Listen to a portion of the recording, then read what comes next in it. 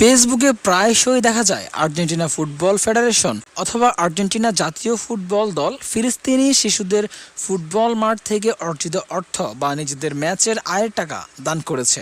এই দাবিটি সমর্থন করে এমন কোনো বিবৃতি আফা, ফিফা বা আন্তর্জাতিক নির্ভরযোগ্য কোনো সংবাদ মাধ্যমে এখনো পর্যন্ত প্রকাশ হয়নি। তাহলে ফেসবুকে কে খবর ছড়াচ্ছে এগুলো?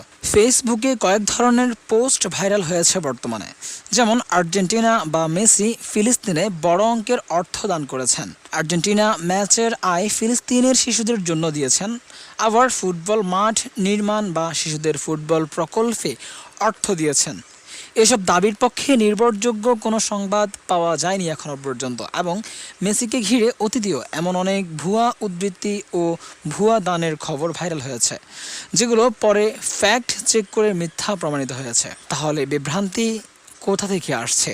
খুঁজে একটি বাস্তব তথ্য পাওয়া গেছে, তবে সেটি আর্জেন্টিনার নয়, বরং নরওয়ের। 2025 সালে নরওয়ে ফুটবল ফেডারেশন একটি বিশ্বকাপ বাছাই পর্বের ম্যাচের টিকিট বিক্রির অর্থ মেডিসিন সান্স ফ্রন্টিয়ার্সকে দেয়, যাতে গাজায় মানবিক সহায়তা দেওয়া যায়। পরে সোশ্যাল মিডিয়ায় সেটিকে ভুলভাবে বিশ্বকাপ চলাকালে বা ফিলিস্তিনকে টাকা দিয়েছে বলে প্রচার করা হয়। ফ্যাক্ট চেক সংস্থাগুলো এটিকে বিভ্রান্তিকর বলে জানিয়েছে। মেসি বা আর্জেন্টিনা কি কখনো ফিলিস্তিন নিয়ে কথা বলেছেন? মেসিকে ঘিরে আমি নিরীহ ফিলিস্তিনি শিশুদের হত্যাকারীদের বিরুদ্ধে খেলবো না, এ ধরনের বহু বিখ্যাত উক্তি ফেসবুকে ভাইরাল হয়েছে। পরবর্তীতে এএফপি ফ্যাক্ট চেক এটিকে সম্পূর্ণ ভুয়া বলেছে। মেসি ইউনিসেফের সঙ্গে বিভিন্ন মানবিক কার্যক্রমে যুক্ত ছিলেন, কিন্তু ফিলিস্তিনের জন্য ম্যাচের আয় দান করেছেন এমন প্রমাণ এখনো পর্যন্ত পাওয়া যায়নি।